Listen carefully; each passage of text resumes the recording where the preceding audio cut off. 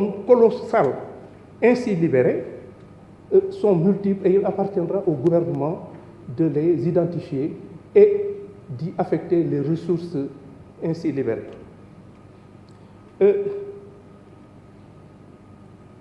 En dehors de cela, j'ai été interpellé sur un certain nombre de questions sur lesquelles je m'efforcerai de répondre de façon exhaustive. Il a été question beaucoup de l'administration pénitentiaire, des conditions de détention, des problèmes de prison. Actuellement, ce que je peux vous dire, c'est qu'il y a un projet de construction de 9 prisons.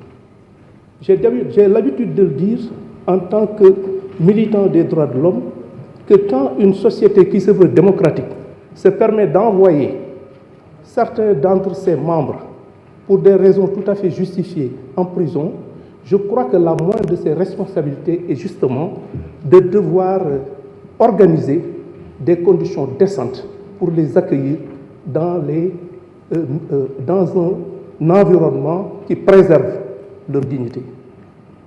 Et donc, on l'a dit, il y a 9 prisons qui sont en cours de construction et il y a principalement le projet de construction d'une prison de 2500 places au niveau de Diamniadio et de 500 places à Fatick. De même, la question du tribunal de Kaffrine a été, du département de Kaffrine, la prison de Kaffrine a été posée. J'ai eu le privilège le 24 octobre dernier d'installer ce tribunal de grande instance de Fatick. Et il est vrai qu'il va falloir réaménager cette prison qui doit effectivement faire face à de nouvelles contraintes.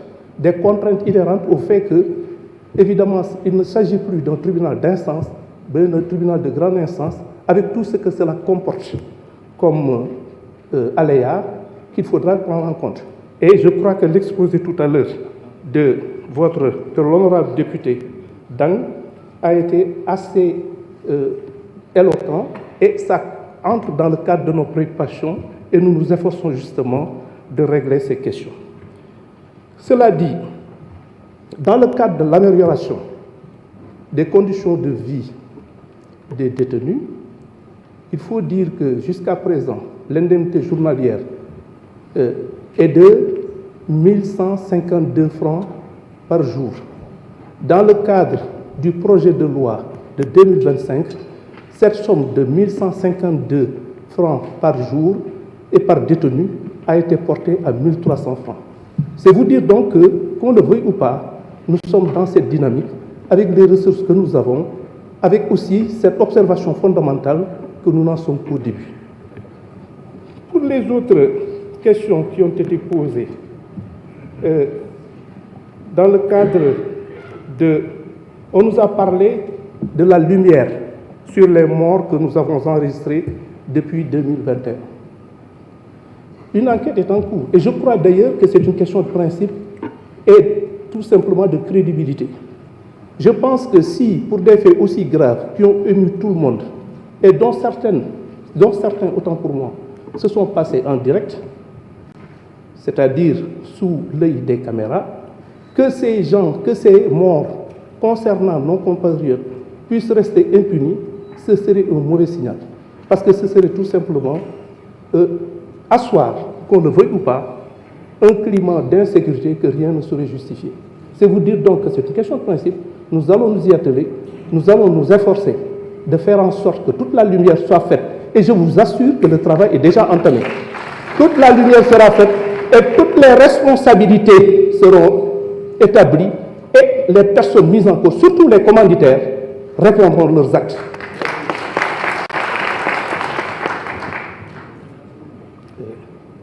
C'est vrai que beaucoup de questions ont été posées sur des procédures en cours, dont également l'affaire concernant Didier Badji et l'autre, ce qui veut dire que Fulbert Sambou, excusez-moi, Fulbert Sambou, cette affaire est en cours d'instruction.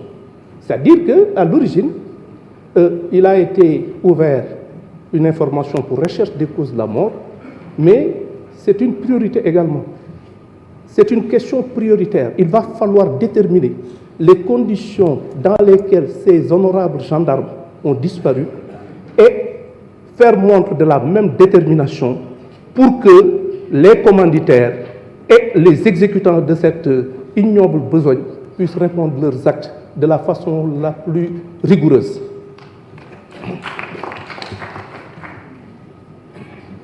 On nous a parlé de la création de nouvelles institutions. Je m'étonne que cela vienne de la part de personnes qui ont traversé les régimes et qui ont eu à être témoins de transformations du Conseil économique et social qui, effectivement, n'ont eu qu'à changer de nom avec les mêmes réalités. Ce que je peux dire, c'est qu'en tout état de cause, la création de nouvelles institutions n'est pas à l'ordre du jour. Parce qu'on a d'autres priorités, on a d'autres impératifs que nous nous efforcerons de respecter au mieux des intérêts des Sénégalais. Pour les autres affaires qui ont été évoquées, je rappellerai toujours que le temps de la justice n'est pas celui du politique. Mais encore une fois, toutes les affaires qui méritent de trouver une solution au mieux des intérêts de la République, toutes ces affaires feront l'objet d'un traitement particulier. J'ai été interpellé sur, en particulier, un certain nombre de questions, notamment le cas de la dame Mariama Sagna. Un honorable député a posé son cas. Dans cette affaire, il y a eu deux personnes qui ont été jugées. Il s'agit de Saliou Boy et Ousseynou Diop. Ils ont été poursuivis pour association de malfaiteurs, viol collectif, meurtre, avec usage d'un moyen de vol en réunion, commis la nuit avec usage d'un moyen de locomotion. Cette affaire a été jugée par la chambre criminelle du tribunal de grande instance de Pikine-Guédiawaye le 2 janvier 2024. Et les accusés ont été condamnés à la réclusion criminelle à perpétuité. Les intérêts de la partie civile ont été réservés. Bon, pour les autres affaires qui ont été évoquées, on nous a parlé des fonds Covid. Ces fonds Covid font l'objet d'une information. Et toute la lumière sera encore une fois apportée à l'ensemble de ces affaires qui feront l'objet effectivement, si c'est d'un suivi rigoureux de la part effectivement de mes services. Bien. On a parlé de la commission d'indemnisation.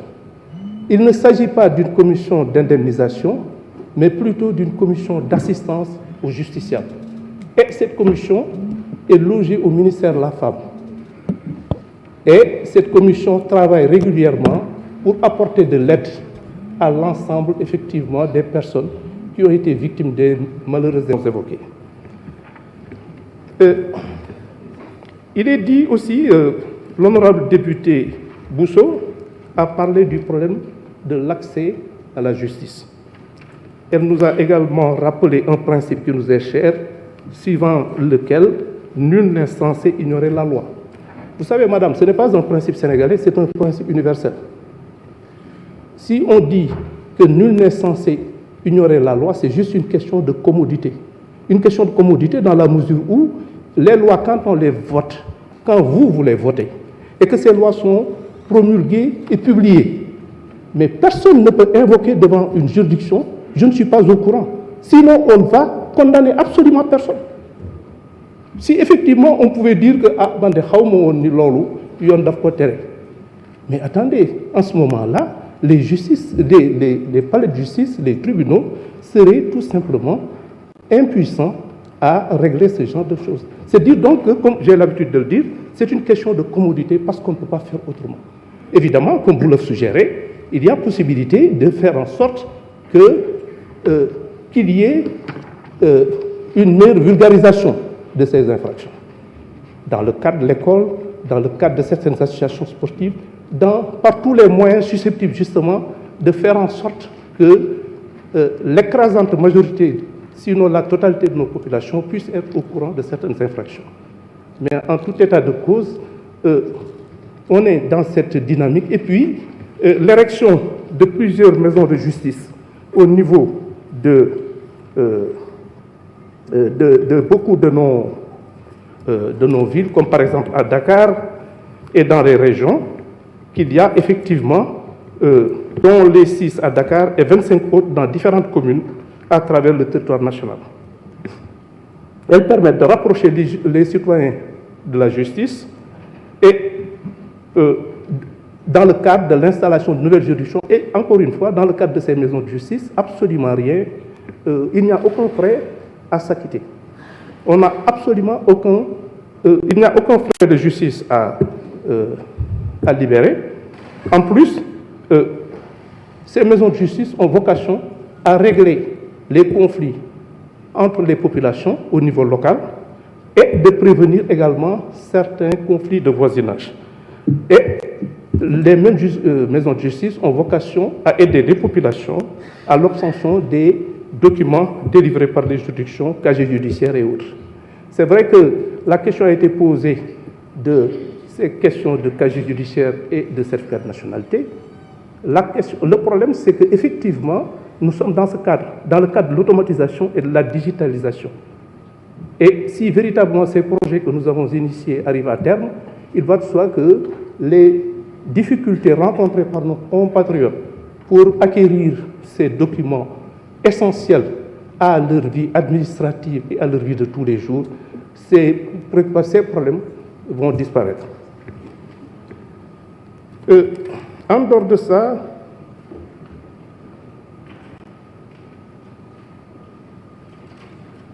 certaines autres questions ont été posées.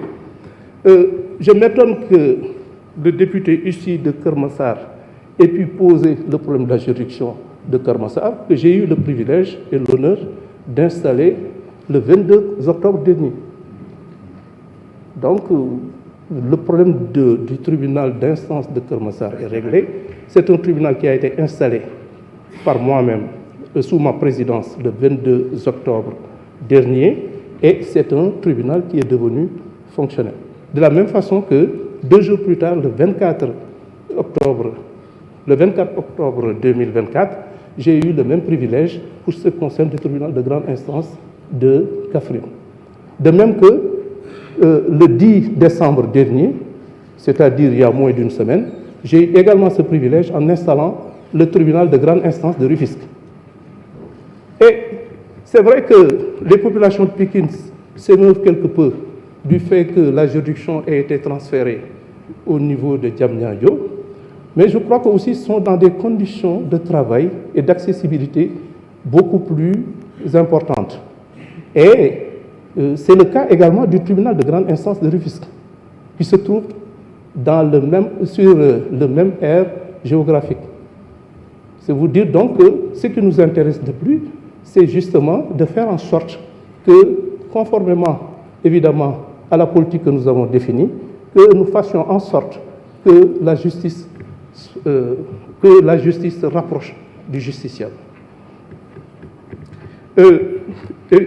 Sur la même lancée, les autres tribunaux de Fatick, de Diourbel et autres vont être installés, en fait inaugurés, c'est-à-dire que ces juridictions fonctionnent déjà, mais il y a de nouveaux locaux qui sont mis à leur disposition. C'est également le cas de Saint-Louis et ce sera chose faite dès le mois prochain, Inch'Allah, au mois de janvier. Bon, l'assistance judiciaire à nos compatriotes de l'étranger relève de la compétence du ministère des Affaires étrangères dans le cadre de la protection consulaire. Je m'étonne quand même qu'on me demande d'intervenir auprès de juridictions étrangères, ce que je ne suis nullement disposé à accepter qu'on le fasse pour les juridictions sénégalaises.